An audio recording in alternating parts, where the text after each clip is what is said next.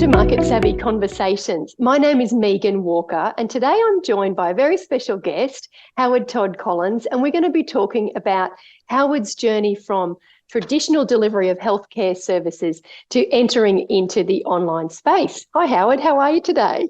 I'm very well. Thank you for having me. An absolute pleasure. So start us off, Howard. Tell us your background, what you've studied and what you've been doing, up to this point in your career.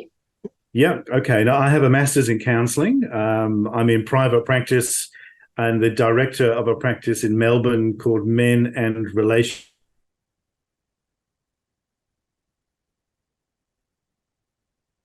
I've been in private practice for about 15 to 20 years. A lot of my work is sort of focused mainly with men, but I also work with couples and with women. So individual therapy, psychotherapy, and couples therapy. So I've been working in that sort of mess, particularly for about 20 years or so. And I'm a man, so I have my own sort of professional and personal development journey in the background of what I've been doing. I've been married for 27 years. I have a daughter who's 24, and I'm originally from the UK. So I've been in Australia for 32 years or something, half my life pretty much, in Melbourne. So that's my background sort of in terms of my work life. Yeah. Yeah. And tell us a little bit more about choosing to really niche in and be specific. I love a niche, but what made you decide that, I'm going to put this flag in the sand and focus more on men? I think I've always been interested in initially my own personal development as a man. Sure. So that kind of got me interested in psychology and self-development. And I was working in mental health for a long time, working with men, adult men mainly, who have mental health issues in a non-government sort of sector. I was working in outreach, I was managing teams, and eventually did some more study. So I kind of formalized a lot of my interest in men's emotional well-being through my master's. So I've always had an interest in my own personal development and other men. I've been involved in men's groups and facilitated men's groups and so on over the years. So it's always been an area of my own interest. And I guess it's probably what helps me to connect with a lot of the emotional development work that I do now. And I think the last 5 or 6 years, particularly, I've done some more training in relationship therapy, Gottman therapy, emotion-focused therapy, a lot of mindfulness-based therapy over the last 5 to 8 years or so. So it's all combined in my own interest in emotional health in general. But men, there's just not a lot or not enough stuff for men. I mean, we are getting better at it. But I think I just found myself at home working with guys. And I've been lucky enough to be able to work in private practice with men who are ready and willing to do the work, I guess. So that's been really exciting for me. And it continues to be what I really love doing, which is fantastic. When I talk to you, you always seem very energized around this topic, which is so good. It's such a wonderful thing to see in play. Yeah. And I just I wondered about your advice for other practitioners listening and watching this conversation. Do you feel that choosing a very heart-driven, I don't want to say cause, but that heart-driven direction helps with your practice sustainability? Yeah, it's a good question, actually, because I mean, ultimately, yes, because it's work that it is from my own heart, but also, it means something. At the end of the day, I have a privilege, I guess, to sit with men on a regular basis and women and couples and provide space to hold people's need to make transformations in their own life, right? So if I hadn't done that myself, it would be hard to connect with the work, I guess, in a way. So it's become partly a vocation, but also, a real passion of mine, which is, sitting in a room with someone, helping them transform their lives is amazing. Yeah. And it's more than just listening to people's problems. Some people kind of often ask me, how can you listen to people's problems all day? Yeah. And I don't feel like I'm listening to people's problems all day. What I'm doing is helping them transform their problems into something that's much more hopeful and much more lively and much more joyous in a way. And I love doing that work. It is tiring work. There's no question. Yeah. Which is kind of what got me to the online ideas of doing something a bit different. Yes. So tell us about that. You read my mind. You're going global. Yeah. we're hitting the World Wide Web. Tell us about your thoughts. Taking what you do traditionally in a traditional private practice. Yeah. What are you aiming to do that will help serve a wider, group of people? Okay. Well, I kind of discovered maybe 4 or 5 years ago that there was some consistent themes in my conversations, particularly with men and also in relationships, that I began to think a lot more about more psychoeducation, educational programs about the struggle that men have to communicate with confidence and to connect well in their lives, but also in their relationship. And I think really this idea of online stuff began to emerge through COVID. Yes. I discovered Zoom, which I never heard about before until COVID hit. Yeah. I began to realize I could be more available online. And my practice actually went from being much more localized to working across states in Australia where people could find me online. So I began to see then there was an idea that was brewing in my head about a kind of process blueprint that was coming into my room almost every day about what men were struggling with, what they needed to learn, and how they could transform their view of communicating and connecting in a relationship sense. So the course idea was just brewing in the background. And then I discovered an American guy who helped me initially with an idea of how to put the message out. And then I discovered you and some amazing work that you're doing. And of course, other allied health professionals that are trying to work out a way of putting a message out there in a particular topic. So my focus is on transforming men from feeling frustrated and disconnected and lack of confidence in communicating to be much more open, expressive, much more able to identify their emotional lives, to connect much more intimately with their partners. So the course itself kind of began to emerge over a few years. Mm-hmm. And I found a way at the moment of sort of describing it as a process. So the course itself has developed over all these years of thousands of conversations with men and my own personal development and my own training, I guess. But men like steps of following steps of things to do. And so the course itself is literally a 4-module program. It's called the CARE Effect, CARE, and each part of the CARE is a module with lessons attached to how to get from frustrated, disconnected, withdrawing to much more present, engaged, connected. So good, Howard. You're such a good, I love it. And and that's just amazing. And so I really appreciate how, through those thousands of conversations you were, started to see overlap and repetition among some of those steps. Yeah. Was it a light bulb moment how did you see it and come to arrive at CARE? Like, how did that actually all then go from all that thousands of threads into, you're making one woolly jumper?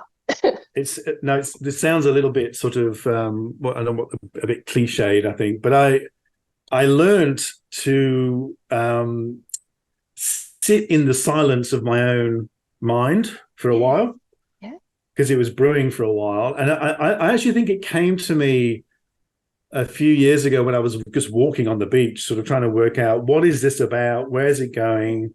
What are these steps I'm trying to take men through? Yeah. And how does it really look? And I just began to sit with it for a while. There is something about sitting in silence for a while to learn to sort of let things brew. And it just came to me. I can't remember when it was, but it was something like walking on the beach somewhere through lockdown, where I had a few ideas and then it just came to me. Got it. Men need to care about themselves and about their lives better. And I just found that each part of that process fitted beautifully with the acronym. So the first part of the process that I have with men when I meet them is, how do you connect with yourself? Wow. What does that even look like? So that there was the connect part. Yeah. And I began to realize that I was learning my own mindfulness anyway at the time. And I teach a lot of that in my consultations with men. So there's the first step, connect with yourself in a more mindful way. And we can teach men how to do that. The second step was being more aware. How do you create awareness of your own thoughts, your own feelings?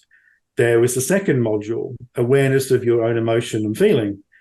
Third module was like, how do you actually reflect on your relationship with your partner? What are the values? What are the ideas? What are the processes involved in that? And then the last part, of course, is how do you engage with your partner? How do you communicate? So it all came together on a wall somewhere on the beach, somewhere down near where I live. Yeah. And then I began to just have these sort of drop down lessons to sort of just crystallize in my head. You can't change your relationship without changing yourself, really. Yes. And then we go from there. So there it sort of became a much more clearer process, a kind of blueprint in itself. So next good. Step was building it. And it seems obvious now when you talk it through. It's like, of course, it's care. Yeah. But the work and the years and the processing behind that to create something that's simple, anyone can create something ambiguous. Yes. But the work that goes into creating something clear, it's actually really challenging, isn't it? Yeah, it is. And it's taken a lot of time. But the most powerful part is if you can find space to sit with it for a while, something emerges, which is what therapy is about, of course, and what counseling is about. But if we can do it for ourselves with a bit of guidance, we can find these moments of clarity. And, the marketing of it is another story, which is where, learning a lot with you about how do I take that message that comes from all these years of talking, thinking, reflecting, and putting it into some kind of package that people are interested in. But it comes from my own experience, essentially. And that's created its own particular sort of blueprint, I suppose. Yeah. And so as we start to, head towards, we'll wrap up our conversation soon, but I'm just thinking for others who are listening to you and they're in that world of, I'm seeing 5 or 6 people a day, I've got to do my report writing, the only way to earn more is to see more people, but I don't want to burn out. It's such a quandary, isn't it? What would you say would be your sort of top, maybe, 3 tips for starting to think more nationally, like the change you've made from that thinking locally of who I'm serving, who can drive here in a car, to then thinking more broadly? What would be some tips you'd share with others? The first thing I began to realize was that I had a message to put out there. Oh, I love it. Which is a kind of self-belief story that I've got something more to offer than just sitting in a room. Yeah. So it's kind of broad. So that could be put out there. So it's self-belief, I think, but also, I had to do a lot of work on my own limiting beliefs as well, that I couldn't do that, and had my little inner critic in the background, the fraudster. But I learned to manage that and to get other people to help me through it. So I think self-belief is a really big thing. The other part of it is that there are systems that can help people like me to get out there. Yeah. And that really only developed when I've discovered Zoom. That I could be on a Zoom meeting with someone in Sydney, I was in Melbourne, and that they could see me. Yes. And then the social media part of it, that people could see me in different parts of the world outside of my consulting room. So that idea of being expansive, as scary as it is, but it's possible. So that's the second part of it. This is all possible. Yes. We've come a long way from being so narrow in the world now. It's a very small world in a way, but we can put ourselves out there. So self-belief and the recognition that there are tools and processes and great support to take someone like me out into the world. Those are the two big things. And the third one is, I just think it's balancing it all with life and time. It takes time. This is a slow burn. It's, my whole process of my course has been a slow burn. It's taken me 4 or 5 years, and that's okay. That needs to be gently managed. You can't just jump in with all the steak knives and forks that go with it, and it takes time to process, and that requires patience and really good people to help you along the way. I love that. It is a long-term vision. It's taken me 3 years to move completely from selling time in a consultancy to having online courses. And I had a conversation just last week with a Facebook expert in California, and I was saying, I'm going to get to the point where I'll start thinking about the US. And he said, all you have to do is click the box that says America. and it's funny, here I am picturing myself in a boat rowing from Australia to America, and really that global access is here now, isn't it? But it's just our own minds of thinking, oh, they are people. My niche is now global. It's not the 10K radius. Yeah. I can find those people wherever they are and help them. Yeah, exactly, which is amazing, because early on in my career, the best thing I felt was people will come into my room in Collins Street, Melbourne, and that was it. That was enough. And that was enough, and it still is enough. But there is a part of me that wants to put it out there more. There's a message here, which I think is really valuable. And it's bigger than just my consulting room. It's bigger than that, which is kind of like, whoa, let's give it a go. And I've always wanted to do more than just the consulting. I have a particular way of talking about stuff that I think is kind of valuable. And I've done a bit of that with some media in the past and a few TV things and, print media. And it's great. When I do it, I love doing it, but I do want to do more of that. It takes me out of my sort of comfort zone as well. Yeah, I love it. So the big takeaways that I've got from our conversation is that you've really tapped into your why. Yeah. You've thought about a movement that's bigger than yourself, and you've tapped into your own beliefs that you can do this. This is possible, and you're willing to, accept the visibility as part of this, and you've got your patience. Yeah, exactly. Oh, it's a great summary. Yeah, yeah. How can people find out more, Howard, and follow you? Where can they tell us your contact details? Well, there's a few things. I'm on Instagram, so it's Howard at Man Talk. Or at Howard at Man Talk. I've got a Facebook group, or Facebook page rather, which is also mantalk.com.au on the website. And my actual practice, my counselling practice, is menandrelationships.com.au.